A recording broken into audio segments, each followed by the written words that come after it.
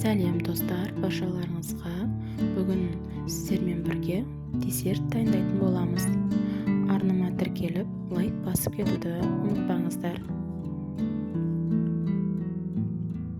Алдымен бізге сүт қажет болады.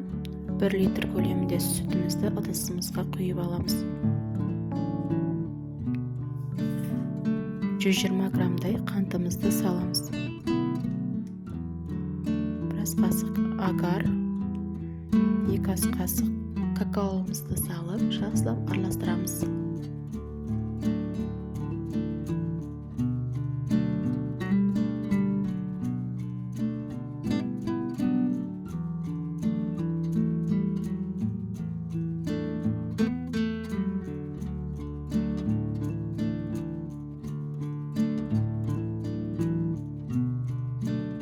Жақсылап араластырып болдық. Енді баяу отта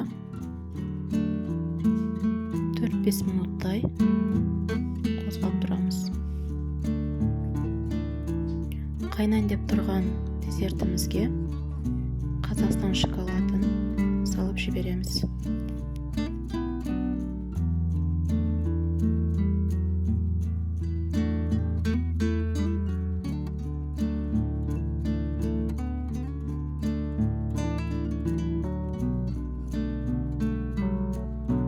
Шоколадымыз ерігенше араластырамыз.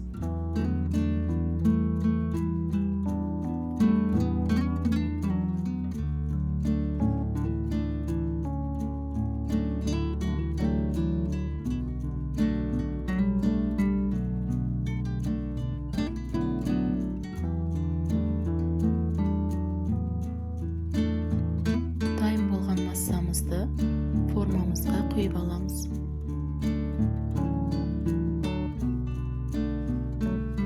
Формамызға құйып болғаннан соң тоңазытқышымызда 2 сағаттай қойып қоятын боламыз. Міне 2 сағат өтті.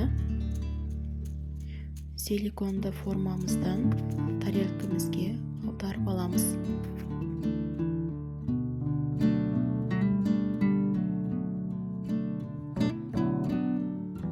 Қалауыңыз бойынша үстіне какао сеуіп шықсаңыздар болады.